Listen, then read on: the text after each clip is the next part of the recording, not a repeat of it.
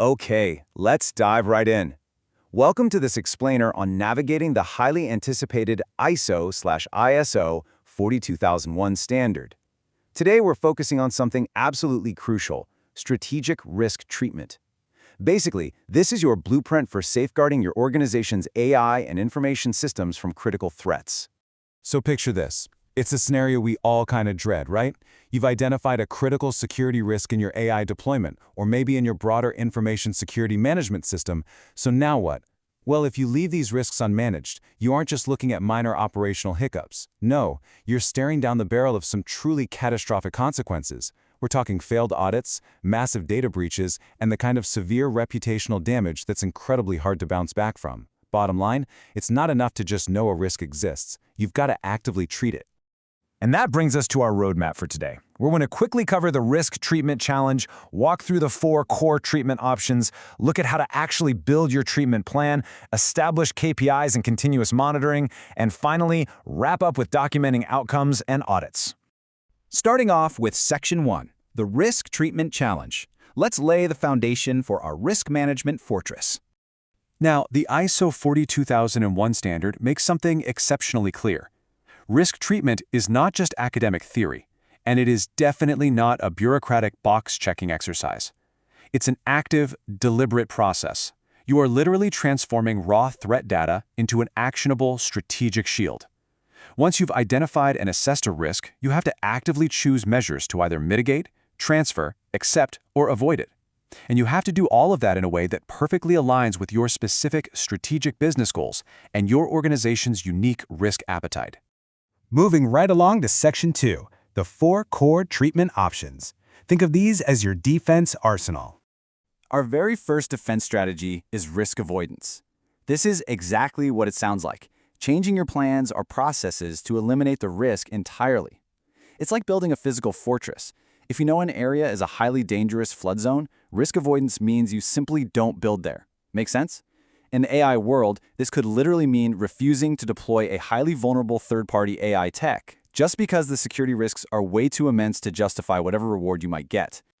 Now, it's absolutely critical to understand the fundamental difference between our next 2 options, risk reduction and risk sharing. Risk reduction is like building a massive levee to hold back those floodwaters. You're putting direct controls in place. Think advanced firewalls, strict access controls, or heavy encryption to lessen the likelihood or impact of an attack. On the flip side, risk sharing is like buying flood insurance to cover the damages if that levee actually breaks. You're transferring a chunk of the financial or operational responsibility to a third party. So that could be through cyber insurance or maybe by outsourcing your cloud storage to a highly secure provider.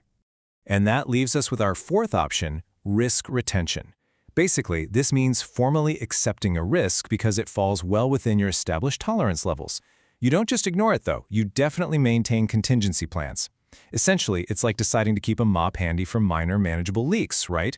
Because building a giant levee for a tiny drip would be ridiculously expensive and totally disproportionate to the actual low-impact threat. All right, let's jump into Section 3, building your treatment plan. This is where we turn strategy into actionable defense. You see, an effective risk treatment plan absolutely requires a sequential, structured approach. You can't just vaguely wave your hands and say, oh, we'll reduce this risk. No way. You have to clearly describe the risk, define the exact treatment actions, assign clear personnel responsibilities and budget resources, set a strict timeline, and establish key performance indicators.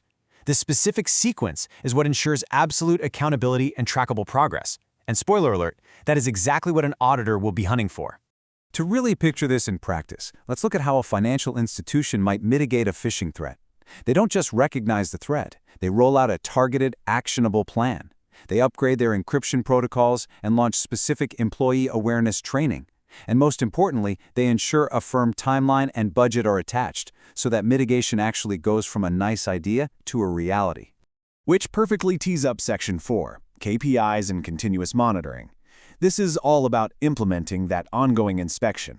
Take a second and consider this single, powerful number, 92%. In the context of AI risk management under ISO 42001, you have to have documented performance evaluation methods. Let's say you're running a predictive maintenance AI model. You might set a strict KPI that dictates its F1 score, which is basically a measure of its statistical accuracy, must stay above 92%. If it dips below that threshold, boom, It triggers an automatic review and retraining protocol. This proves, with hard numbers, that your system is performing safely over its entire life cycle. Tracking specific detection and mitigation metrics, like incidents prevented, false positive rates, and escalated threats, takes the abstract idea of monitoring and grounds it in hard, auditable data. Reviewing metrics like these gives you continuous, real-time insight into whether your chosen risk treatments are actually doing their job, or if they need some immediate dynamic adjustments. Finally, we reach Section 5, Documenting Outcomes and Audits. This is the ultimate shield for your organization. Look, to pass an audit, you need to clearly document some very specific components. We're talking an outcome summary, the exact residual risk level that remains after your treatment, a formal statement declaring whether that residual risk is acceptable to the business, your rationale for choosing that specific treatment, and totally verifiable evidence, like system logs or penetration test results. I really cannot stress this enough. Documenting your treatment outcomes isn't just bureaucratic busywork. Under ISO 42001, it is literally your absolute lifeline during an audit. It's the written, ironclad proof that you did exactly what you promised you were going to do. And here's what a live risk register actually looks like in action.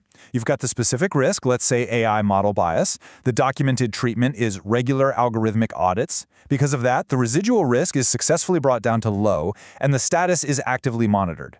Maintaining a dynamic, breathing document like this provides a highly transparent, historical record of your organization's true commitment to continuous improvement and comprehensive AI governance. So, as we wrap up this explainer, I want to leave you with a somewhat provocative question. Is your current risk paper trail a rock-solid asset that proves your resilience, or is it a glaring liability just waiting to be exposed in your next audit?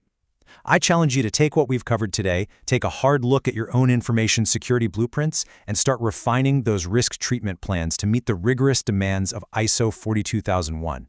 Thanks so much for joining me today, and hey, keep building those defenses.